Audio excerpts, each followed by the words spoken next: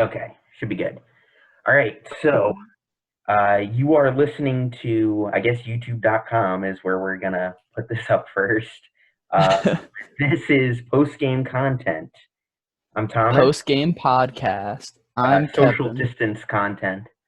Yeah, actually, we're so good at this social distancing thing that we actually put an entire country between us. That's true. That's true. Yeah, A yeah, whole other country, and like even like diagonally. So like it's yeah. even more It's distance. it's impossible to put us together. So, uh, All right, you want to talk yeah, about some news briefly? yeah. So just I guess like there's nothing going on, but I did like, and the only reason I really want to talk about this is because I basically like just remembered. I knew that so Fallout 76 is a game that exists. It's But a within that game. game, It came but within out. that, yeah, it came out and people reacted to it. Um, That's like the but most positive thing you could say about Fallout 76. yeah. But one of the big complaints was that there were no human NPCs, and now that's finally being added to the game, and that's cool. But I think bigger than that is the fact that it's actually going to be on Steam. So you don't have to use Bethesda's launcher if you have it on PC, which I guess is like a godsend to some people. Like I have a friend who has or who played like he played the free trial or something on PC and he hated it because he hated Bethesda's launcher, but he didn't hate the game enough to not buy it because he eventually bought it but on console. So I don't know. I guess Bethesda's launcher is just bad or something. So I mean, this kind of goes back to like the Epic Games thing a little bit, although mhm, probably less so, where I mean, people like the Steam comfort zone, and like I get that that's like reasonable, right. but yeah, I feel like just so many launchers now can are just sort of lame because like EA has Origin, Bethesda has their launcher, and it just like makes it very confusing, like from a library perspective. Right. Especially the worst offender is Uplay Yeah. because when you launch from Steam, it takes you to Uplay anyway. Hmm. So that's the worst. But I think I don't know. Like normally, I don't like. I think Blizzard's launcher is fine. Like I think BattleNet's all right. It's just that Steam's got the quantity, you know. So Yeah, and it's just been there the longest, that's the other thing. yeah, yeah. It's sort I of just like, don't. no, go ahead.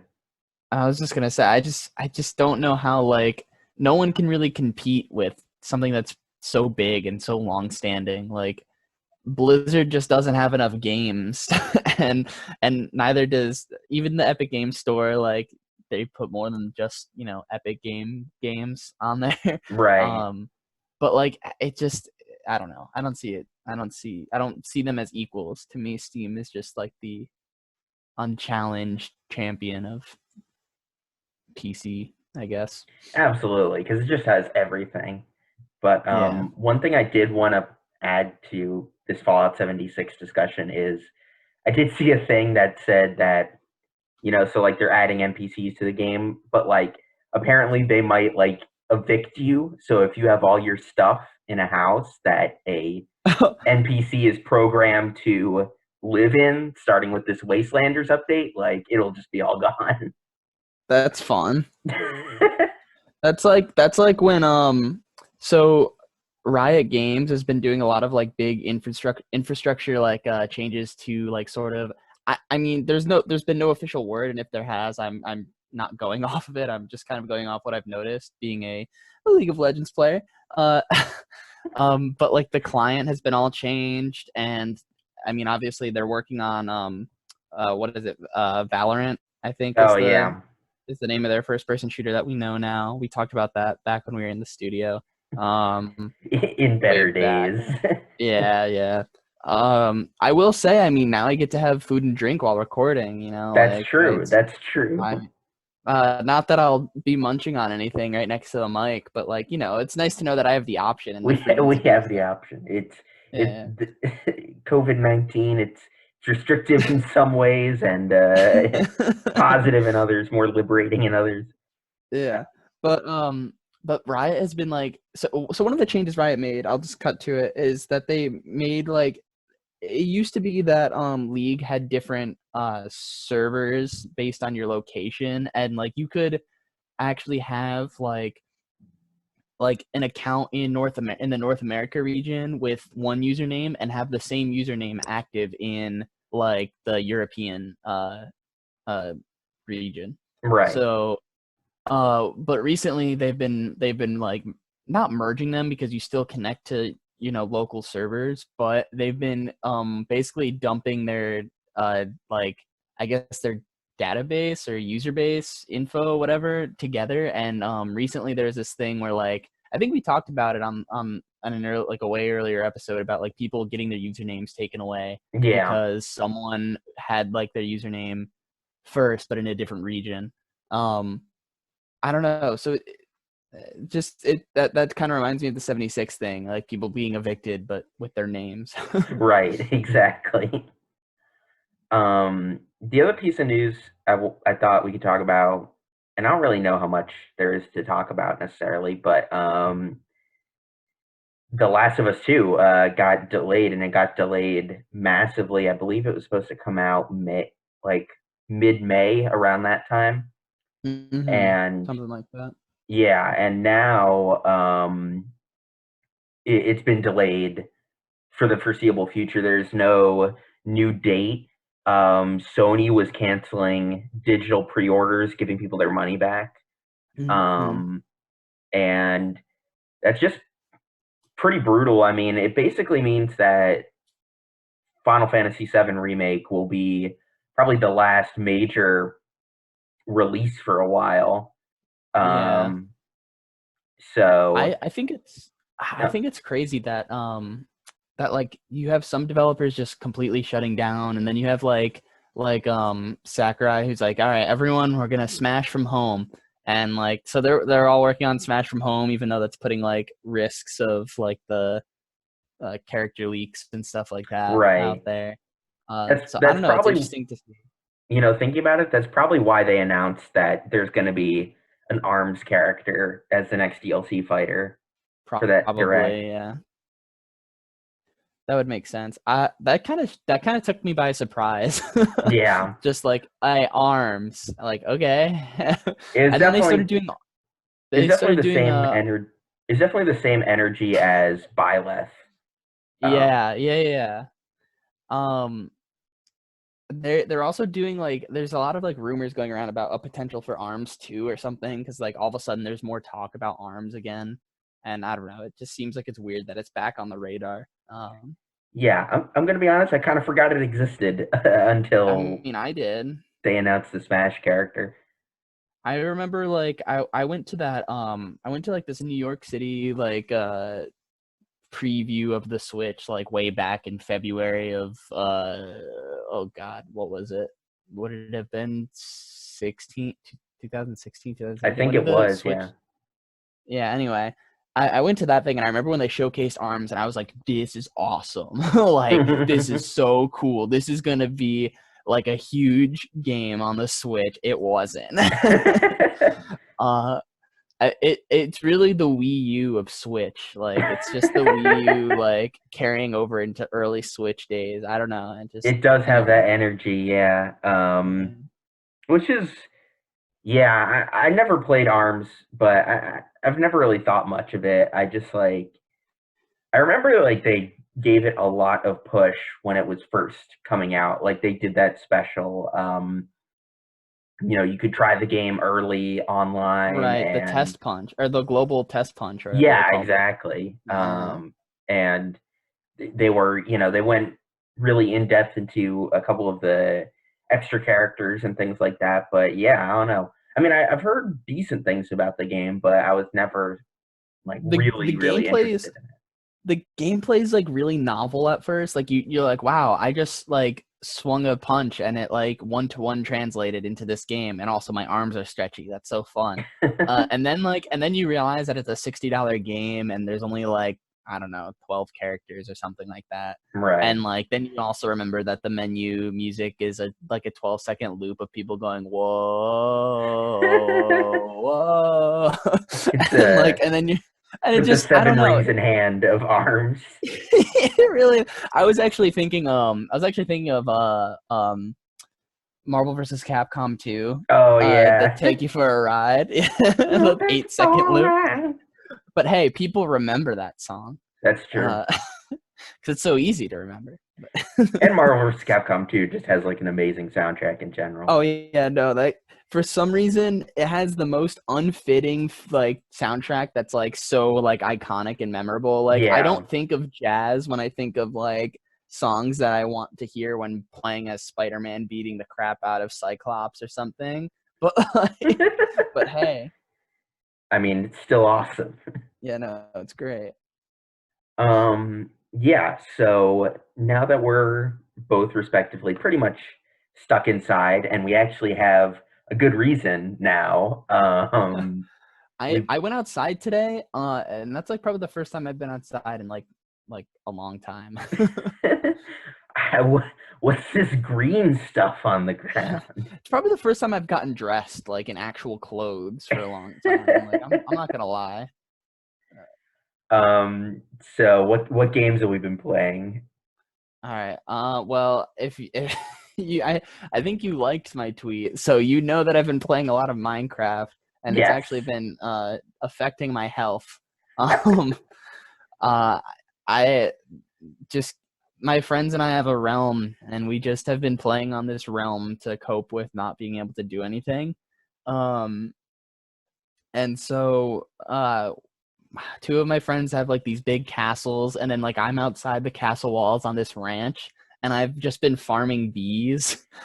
And like I've got like a bee in my house, I've got like 6 bees outside, there's just bees everywhere, and they're all and like Like the and ending I'm of The trying to Witcher Man. yeah, I'm just taking care of these bees, and they're somehow the most simple yet captivating thing. My days literally are like fall asleep at 4 a.m., wake up at 2 p.m., get on Minecraft, watch my bees from sunrise to sunset, make sure none of them wander too far from the hive. I'm not even kidding. Like I could write what was it, Walden? Is Walden the story of like the guy going out and like being like, wow, nature, you know what I'm talking Oh yeah, about, yeah, the yeah, analyst.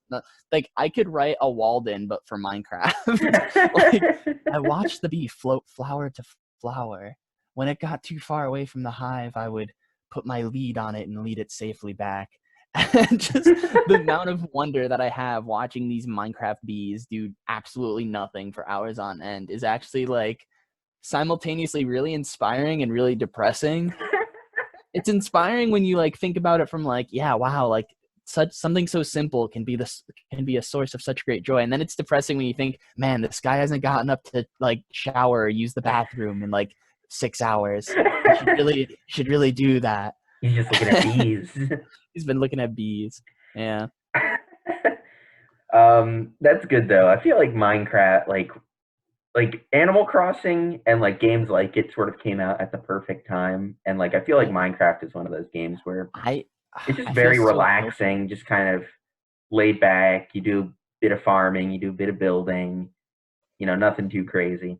I feel so guilty because I've played like maybe like 4 hours of Animal Crossing total since I've gotten it, and I have friends who are super into it, and they're like, "Yeah, I just decided to rearrange the whole layout of my town because I got bored."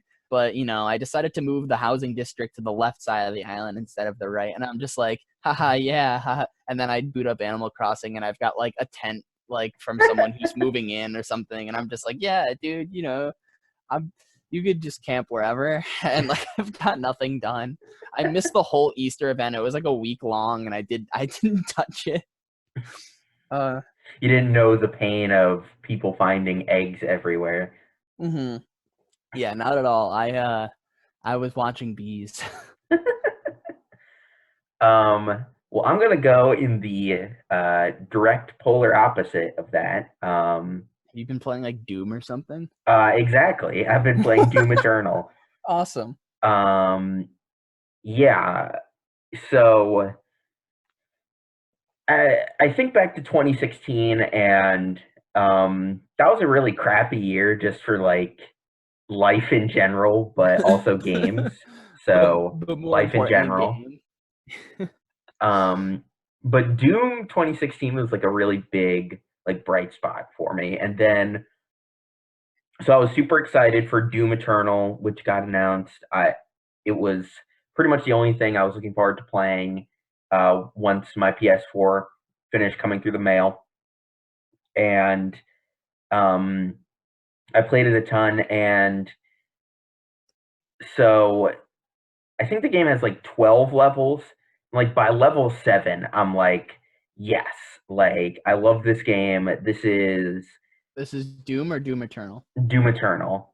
Okay. Um, I mean, I'm ready to call this thing like one of my favorite first-person shooters. And then, Kev, I don't know if you've ever had a moment where you're watching a TV show, movie, playing a game, whatever, and you're really loving it, and then something happens, and like the joy is just gone. Mm. Um, because that's what happened with Doom Eternal and me. They introduced these enemies called Marauders, who are basically like it's like what if like the Doomslayer was like on the demon side? Like Um, like the Lizalfos of Doom, I guess. it's the Like Alphos of Doom, but like jack up like the asshole levels to 11. so Um, like the Dark Link of Doom, even like yes. even take it a step further. Yeah. Um, But not the Ocarina of Time Dark Link, the Zelda 2 Dark Zelda Link. 2 Like the Dark Link. And you yeah, can't that beat these guys by crouching though. yeah, you can't just crouch in the corner, unfortunately. Um, Man, what an oversight. I will basically summarize to you why these enemies suck and how they ruin the back half of this game for me. So, you know the BFG, Kev? It's this really Yeah, awesome gun in every Doom game, and it makes you feel super powerful and badass, and it kills almost right. The anything. my big favorite gun, yeah. Um, the Marauders are immune to that gun,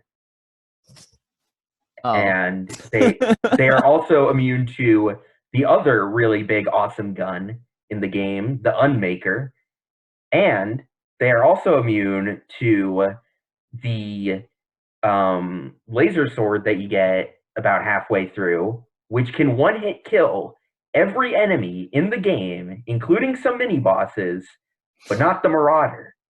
I see.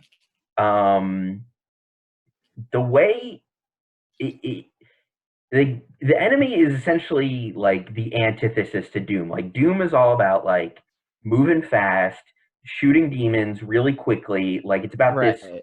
kinetics. There's like this flow to it. Yes. It's the Sonic of first person shooters. Got the Sonic mention in.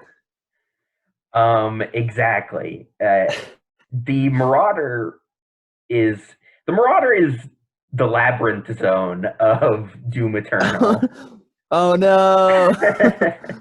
um, because you essentially have to the way you defeat it is you have to be at mid range so that it will swing its axe and you can stun it with the shotgun. And the problem is on normal mode, it takes about 10 hits with the super shotgun, which you probably won't have that many rounds for it because you usually fight them after really big enemy encounters. Mm-hmm. And Which you would use the shotgun for. exactly. Um, and when you're not at mid range, when you don't have like this very specific window, they are immune to everything. Um, That's fun. and so there's that. I And I've heard a lot of like weird things about Doom Eternal. One of my friends has been playing it. I think he's finished with it now, but he just I don't know. There's just something about it where like I guess it just doesn't. I get according to him, it just doesn't really like live up to the hype. I'm just yeah, it doesn't. And I will say, I feel like this game does do a lot to fix the few problems I had with Doom 2016. I mean, the exploration element is way smoother now because you can actually like there's no points of no return in any of the levels. That's Um, good. you can always you can collect every collectible in one run. Um, I feel like the extra movement capabilities they introduce these monkey bars that you can swing off of are great. They add a nice aerial level to the combat, but it's just basically the problem is that they just went a little too far in the enemy design. Like if one of the elements of the Marauder or one of the elements of the final boss, the Icon of Sin, was like Hmm. toned down or taken out, I would not be complaining for 7 to 10 minutes about Doom Eternal. I mean, it's still a great game, like all the way through, but it's just got these little niggles that keep it from being like the Doom Yeah. 2016 sequel we all wanted. Right. Yeah. That's I don't know. Yeah, that's just kind of the general consensus I've been hearing, like from friends who played it. I was the person who on March 20th, 2020 bought Animal Crossing instead. And look where that got me. I don't even play it. So, I mean, I rationalize it by saying I used like gift cards that I was never going to use. So like I don't know. It's fine. It's fine. It's fine. I'm not bitter. It's I'm fine. not bitter. I'm not that mad. But honestly, like if it really is, because what I keep hearing, I never played Doom 2016, so what I keep hearing anyway is like that I made the right purchase decision, and that if I was gonna play any of the Doom games, everyone's been recommending 2016 over Eternal. Don't know if you agree with that, but that's what I've been getting. I mean, I would say to me personally, I think Eternal is just as good or maybe like 0.001 worse than 2016. Okay. Like 2016 is amazing. Doom Eternal is amazing, but it would kind of be interesting to see a person who played Eternal and then went back to 2016 and like what they thought of it then. Hmm. I mean, Eternal being a sequel, it sort of invites comparison, Right. but Right. Yeah. um, I would say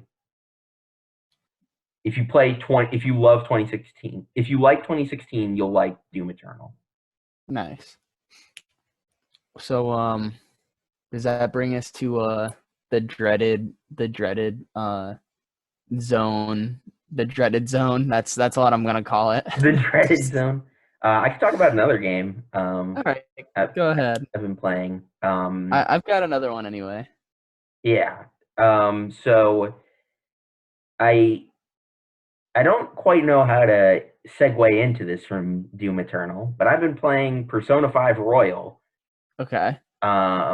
which so Persona 5 I absolutely love. It's to me it's the best Persona game. It's Wait, one of wait, my wait. favorite.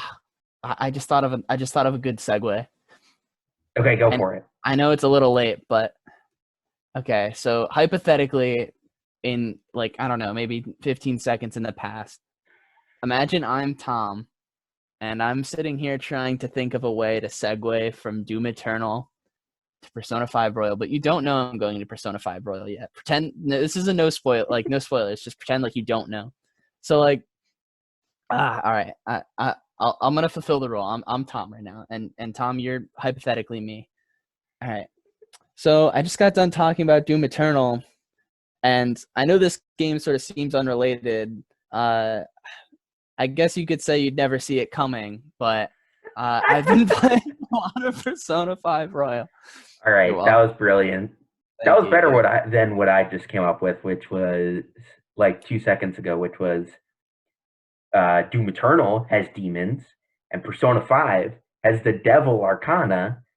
That's Bam. basically the same thing. Yeah, yeah. um, yeah, so Royal is, What's so royal about it?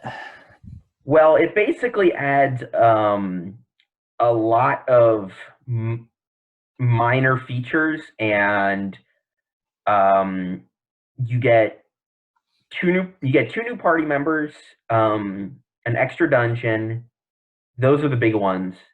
Mm-hmm. Um, and then it adds, let's see, it adds two new confidants, and then it reworks one of the old confidants so that it's completely different. Um, and then a lot of minor changes. Um, I don't know, like, if I want to go down the whole list because there are quite a number of changes between Royal and Persona 5. But basically, what I'll say is that I think Persona 5 Royal is, well, first off, there's the question of should you buy this game when Persona 5 was also $60 and Royal is, 80% the same game. Is it worth the a second installment of $60? Definitely yes. I mean, I mean, I never played Persona 5 anyway, so I yeah. don't. I've been definitely thinking about it. If you've never played Persona 5, definitely get Royal. But God, I don't know what it is about Persona 5 in particular that, because I feel like all the Persona games, including the more traditional RPG ones, one, two, Mm-hmm. and two and again, um, are have like amazing stories. But I feel like Persona 5 really excels with the characterization. I will say that whenever a game adds so many features, um, it gets pretty easy, and I feel like this game kind of has that issue. Yeah. I, I mean, even so, like this is my third playthrough technically of Persona 5. I've done a regular playthrough, a new game plus on the original, and now I'm doing my Royal playthrough. And this Right. definitely feels like the easiest one of the three, surprisingly. Um, Mm-hmm. I mean, you just have so many new options with dealing with enemies. Um, the confidant abilities for the new ones are just absolutely ridiculous. In Persona 5, it was very easy to get like ambushes, they were called, which were, standard RPG attack from behind type things. Right. Yeah. This game adds an ability that you can do those from farther away. And if you do those from farther away, the enemies are inflicted with status conditions when you start the battle. Mm. Um, they add these new moves called showtimes where two party members team up and do a completely silly attack that does like a ton of damage, um, Nice. which are entertaining, but definitely pretty easy to abuse. I mean, Persona 5 was already, I think, the easiest Persona game, but if you're a Persona veteran, if you played 3, 4, and 5, and you want a more challenging experience for this one, you definitely want to up the difficulty to either hard or maybe even like the one above hard that is not insanity mode, because it I don't know. It it's funny that we're going from me complaining about a game being too hard to a game being too Too easy. easy. Um, but yeah, if you're more experienced with the franchise, you might want to up the difficulty. But other than that, I mean, Royal is like Persona 5. I love that game, and Royal is Persona 5 again, but there's more of it. And Mm-hmm. I mean, I just love Royal as well. Yeah. All right. Persona 5 Royal. Hang on, give me a second. I'm calculating a segue for my other game that I wanted to talk about. Um, give me a second. No, I don't have anything. I replayed DuckTales. Okay, wait, Because wait. I got this. I think it's an emperor persona that is it's a goose or a duck with a headdress. DuckTales has ducks. We did it, yeah, boys. we did it. So so I've replayed DuckTales only because when I'm not on Minecraft sleeping or eating during quarantine, I've been watching the 2017 DuckTales on Disney Plus, which I know isn't really a video game, but like but it inspired me to play one. So like I I, anyway, the new DuckTales is good. That's all I'm gonna say. That's gonna be the extent of my DuckTales talk. Actually, wait, I can relate this to the game. So everyone knows the moon theme, right? Everyone knows the moon theme from DuckTales. Do you know Hmm. the moon theme from DuckTales? Okay, good, good, good, good. So they actually incorporate that into the show. Oh, nice. This season one ends with like a panning shot of the moon, and I'm not gonna spoil anything. But like for overarching plot reasons, it ends with like a panning shot of the moon, and you hear like the jingle of that like theme, like the da da da da da Hmm. da da da. Yeah. That's pretty So cool. yeah, and then in the second season, the finale, like there's like this intense moment, and there's like lasers everywhere, and like all the main characters are trying not to explode, and like the theme is like a really intense like orchestral like moon theme. It's awesome. It blew me away, and very rarely do I catch um like music in shows that aren't explicitly like musical numbers, you know? Like Hmm. I feel like a lot of people know like the Phineas and Ferb songs because there's a song in every episode, or like the Steven Universe songs because you know they call to you, like they straight up saying, hey, like we're all singing now. But this one was like, oh my god, it's that video game song that I know. um and it was like it was like it was like the Castlevania moment at the end of season 2 when Bloody Tears finally started Oh, playing, yeah. but like better because I felt like that Bloody Tears cover was kind of weak. Hmm. Only because I've heard some really awesome, like intense Bloody Tears covers, and that one it was more subtle, and like I get like I felt like it fit the show, but like it wasn't really what I wanted to. Anyway, that's a whole nother thing. I'm just DuckTales. I replayed it, and I don't know. It was just sort of fun playing the game adaptation of the old show because even though the new show is different, I mean it's still like more or less uh faithful to the source material. So it was just kind of fun seeing like this twisted image, like this twisted 8-bit reflection of an old version of what I just watched, you know? Hmm. Uh, it DuckTales, the NES one, or actually it's back on Steam. They recently reacquired the license for it, so the remaster is on Steam now. Again, um, We're in a both are weird really good. period where DuckTales Remastered was like a Wii U exclusive for like a second, it felt like. Yeah, that's weird. I think it's just because WayForward and Nintendo are buddies, That's and true. the remaster was by WayForward, and WayForward was also one of the few developers that understood the Wii U. Um, it it's weird how WayForward has actually like always utilized Nintendo technology to the fullest. Like I remember if you ever play like Shantae and the Pirate's Curse, there's like this mechanic where on the Wii U you can see your inventory in the bottom screen, and then they eventually ported it to DS or maybe vice versa. I don't remember. I think it was on Wii U and then went to DS or I believe 3DS so, rather. yeah. Yeah.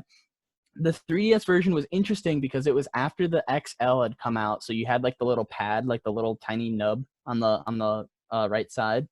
So your inventory was still like accessible on the bottom screen as if it was on the Wii U, but you could actually use the nub to like select things like Oh, nice. faster essentially. So you didn't really have to use the touch screen. You could still see your inventory, but you could just use the nub. And like I don't know. I just think that's so weird that WayForward just like understands the strange Nintendo technology. Like I don't understand. Like same thing. Like I think Shantae Half Genie Hero is one of the only indie games on Switch to utilize HD Rumble, or it was for a while, and like because the Oh, HD yeah, Rumble that's would true. go with the beat of the with the like dance or whatever to Hmm. like transform. Closet Shantae fan. Anyway, I don't know. It just I actually have the like ultimate edition in this drawer over here with the art book and the soundtrack, and yeah, Of Half Genie Hero. yeah. That's I'm a loser. that's a game I, I well, for the record, Kevin, you're not alone. I like Shantae as well. Well, I mean, it's a good series. Yeah, I'll play it for the articles. Yeah, yeah, yeah. No. The Um, first one I think is still my favorite, but I digress. whoa, okay. Yeah. The game, you like that over Pirate's Curse? Yes, just a little bit. And I think it's partly because I'm a masochist and that in the first Shantae game is really hard in certain areas. Also, there's something really charming about the fact that all of that was on the game. Oh my God, wait a minute. It all comes full circle, Tom. Let me finish my thought. I think I have a real soft spot for the Game Boy Color, and I think this ties back to the first episode when I talked about Mario Tennis for the Oh Game Boy man.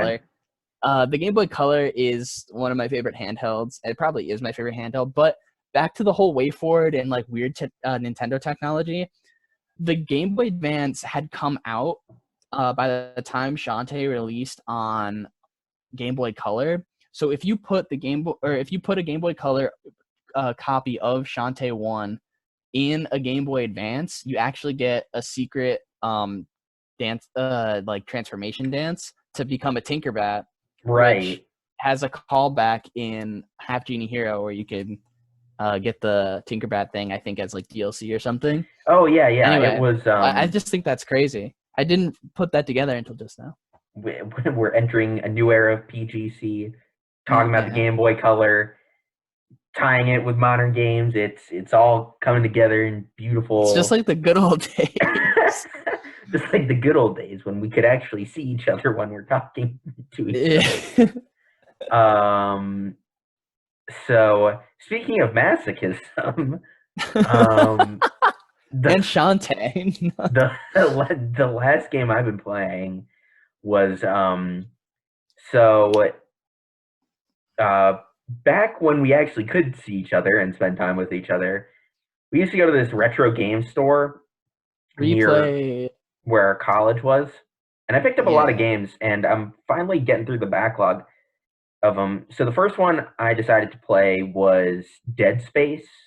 Um, Oh yeah. How's that going? the first one, I finished it. Really, really solid game. I There's not much. I mean, it's definitely like forged in like Resident Evil 4 and like a lot of third person survival horror games. Right. What I think is sort of different about Dead Space is I feel like a lot of times games say like, play how you want, but there's really only like two ways to play, that being stealthy Right. or action focused. Yeah. And I feel I like call that the Dishonored effect. yeah, exactly. And I feel like Dead Space kind of takes an interesting sort of approach to that where basically there's like six guns in the game, but there's a very minuscule amount of upgrade tokens. They're called power nodes to like spread around all your guns. So you essentially have to choose early on what guns you're going to be using for the rest of the game. Um, there's even an achievement called One Gun Run, which is basically you You just put just them all use into one. what? You just put all of the nodes into one gun. Actually, you play the game with just using the plasma cutter, which is the first gun you get. Um, That's kind of like the whole thing with the Polar Star and Cave Story. yeah, I definitely. I have my curly brace keychain in front of me that I got with the Switch version of the game, so I'm just thinking about Cave Story is all. Cave Story. That's a good Good game. game, Yeah, every except for version of it. Bloodstained Sanctuary. Gotta love it. No, but Dead Space, it's just it, it is simultaneously like cathartic and like tense Terrifying. because definitely Yes. when they introduce some of the more powerful necromorphs in the later sections of the game, it can definitely get a little bit worrying. But I like Dead Space is like a really perfect like B tier game. I feel like Yeah. You know, it doesn't like reinvent the wheel in any like major way, but the things that make it unique are done really well, and um, it's just a really solid survival um, third person shooter. Yeah. And definitely going to jump back into Dead Space 2 once I um, finish Persona 5 Royal and some of the other games I'm playing right now. Let me take a look at my backlog real quick. I've got the games just sitting out right here. I just uh, caught my headphone wire, so that's cool. All right. Oh, we've got. Let's see. Here's a couple of games that I actually ordered these the day that I realized I had to go home, basically. And I was like, well, these will get there just in time for me to play them. So just a couple of GBA games here. We've got Sonic Battle. Because I never owned a physical copy of Sonic Battle, and I wanted to give that game a solid try. That's this little like isometric 2D fighter in 3D of environments on the Game Boy Advance. Really Um, beautiful sprite work in that game. yeah, it's really good. It's let me clarify. It's really good for all of like 10 minutes. Uh and then you quickly get tired of like cuz it's so simple. It's a simple game. That's part of the appeal is that I can pick it up and I can play it and then I can put it down. Um but it's got a story mode and that just why, and, why is there 60 hours worth of story? yeah, no, it's absurd. And like so one of the main draws to this game is Emerald, the robot character who you can customize and give different moves to. But Emerald sucks in the beginning of the game because you unlock better moves by playing the game and like basically fighting other characters and you learn their moves and you can basically use like, oh, I want to use Knuckles' aerial or I want to use Sonic's like grab and I want to use Rouge's jump and Tails' run and Amy's idle animation because why not? Um and like the customization is actually really in depth because you can straight up just like pick what idle animation you want to use. You can pick what like color scheme you want, and all the color schemes are based off different characters in the game. And it's cool. It's awesome. And it's another like it's got this weird effect. It's got this weird effect that the only other time I've seen it is in Sonic Adventure 2, where like you've just got like the cast of characters like interacting with each other in like this sort of like sitcom scenario, very similar to how I feel about like Sonic Boom, where like I appreciate the show because it's got like all of them together and then like they're just sort of like talking, like you Bouncing just off each other. yeah. And Sonic Battle has a lot of that, but just like the gameplay is so repetitive that when like the story drags on for like because you have to understand, Tom, it's not just one story. It's like every playable character in the game has a story mode that you play through. Um at the end of like and they're usually sequential, like Sonic's story leads into Tails' story, which leads into actually Rouge's story and then Knuckles' story and then I don't know, Amy's story I think and then I don't know. I think that's where I'm at right now in the game. But it's it's weird when it's a weird sign when I'm playing your fighting game because I want to see the like dialogue bubbles, Mm-hmm. like not necessarily because I want to keep fighting anything, but because I want to see like what weird thing like Sonic will say next or like um I don't know. Part of the plot is that the robot learns to speak based on like the other characters. And so like there's a whole chapter that he spends with Knuckles and he starts being really rude to Sonic after because like Knuckles keeps like talking smack behind Sonic's back and then like Emerald shows up again and he's just and like Sonic's like, "Hey buddy, where you been?" And Emerald's just like, "Shut up, nerd," or something. And like Tails is like, "Oh my god, who taught him to speak like this?" And they all just sort of look at Knuckles. That's Um, amazing. yeah, that's. I guess it's not really on the backlog since I've been playing it. It kind of got set aside because of Minecraft, though. After that, though, I'm going to give Jet Set Radio another try, but not on Dreamcast, this time on Game Boy Advance. Um, I don't know what to make of this. I I turned it think on to me. I think you Yeah, told me that there was a Jet Set Radio GBA port. I was like, yeah. oh, that's weird. And then I literally just forgot until you brought it up again just now. It's so weird. I I think that's the reason I haven't been able to sleep is because I have it in this room. So like I think just knowing that it exists is cursed knowledge and I can't rest until I forget about it. So I have to play it and then throw this game away. It's like the Polybius of GBA games. Yeah, I turned it on just to make sure it worked. And it's strange how hard they tried to mimic the Dreamcast game because I played the tutorial level. It's the exact same, but an isometric view. And Oh, weird. yeah, it's so weird. Like in some ways it works really well, and then other ways I'm like, what? Like what? I they try and keep the music the same, but Oh, if man. you know anything about the Game Boy Advance, it doesn't really have like great sound capabilities. Like that was one of the big complaints about it. That and the screen, I think, you know. But Hmm. like hearing Sneak Man like with like only 2 layers of sound and like hyper compressed and like crunchy, it's really funny for 2 seconds, and then, and then you just turn the volume off. And I think when you think about Jet Set Radio, the gameplay is really simple. The story is nonsensical. What you're really playing the game for is the music and the aesthetic, like just like Hmm. the visual, the music, I guess. Like that, and those just don't translate to Game Boy. But like, it's weird.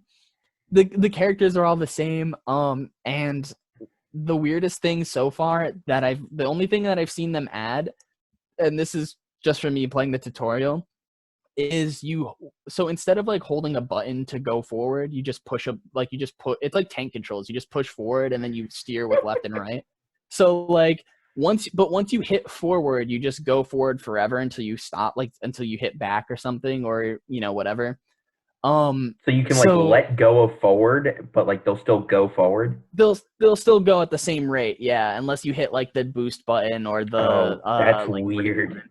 It's weird, but what's even weirder is the like in the opening cutscene that's narrated by DJ Professor K, the best video game narrator of all time.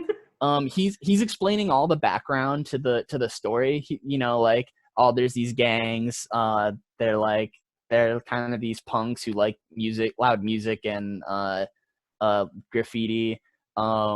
This is like the setting. This is the story. Behold, Jet Set Radio. But like before he like lets you out into the world of Jet Set Radio, he adds like there's like one thing that they add in the Game Boy version where it's like using these new rocket powered skates that let them go forward without like moving their feet or something. Basically, they try to explain like pushing forward will just make you go forward. Like like that didn't need to be explained. You could just say that they're moving forward without me input. I didn't need that to be explained. But the fact that they were just like, yeah, these new inline skates with rocket boosters, like what?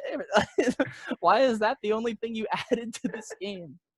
And then last on my backlog for the Game Boy Advance collection is Lilo and Stitch. Um, and that seems really strange, but I Is this the yeah. good one? Because I always forget which Lilo and Stitch game is the good one. Yes. So like I think this is supposed to be the good one. I think it's just called Lilo and Stitch. And that's the one that I have. And I haven't touched this one at all. I don't know what to expect from this. I just hear people say that it's good. From the pictures that I've seen, I think that it's a side scrolling like shooter, like Contra style, maybe even like a Gunstar Heroes if I'm like really lucky, because Gunstar Heroes is awesome. Yeah. But yeah, who knows? uh I'll get there It when I get there, but I've got two big boys to get through before I'm anywhere. in between your bee farming. In between my bee farming, my Sonic battling, and my automatic jet set grinding, I am curious to see if like the New York inspired levels are in the GBA version, because that was the only thing they added to Jet Grind Radio, the American version, like initially, um, Right. to try and appeal to a American audience. They're like, yeah, New York City.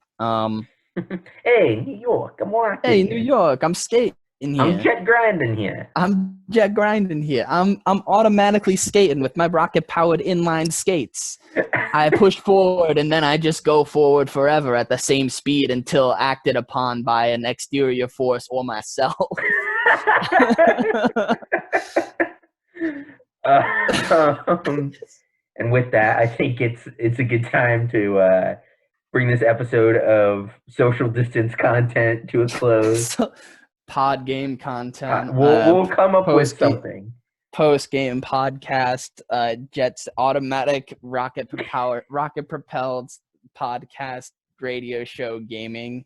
Uh, I don't know, but If you want to follow me on Twitter and see all the dumb stuff I talk about, you can follow me at Thomas M. Brickman. I also have a new uh, I also have a new podcast where me and my friend Emily are breaking down every episode of JoJo's Bizarre Adventure because we're big nerds. It's nice. called I Want to Fight Araki. You can find it on YouTube, Twitter, Instagram. I think I saw a JoJo meme in my timeline, and it was Tyler One, the streamer, and he was Mm-hmm. like screaming, but it's the same frame of like the CG JoJo like screaming from like the series one, I've but like seen that, yeah. they're side by side. That's that, so funny. that was Anyway, amazing. my social media is at Hey It's Kevo. I will post pictures of my bee children if someone reminds me to do so. Um, and then I think I don't know if you plugged the other one, the show one that's at postgame con at postgame con, because we're a con artist group. This is We're all not con. You've actually all been tricked. we're not actually gamers. We just talk about video games. We're actually weebs pretending to be gamers. Even Just worse. yeah, that's the worst offense, I think. All Anyway, right. Well, thanks for listening, guys. We'll see you next time. peace out.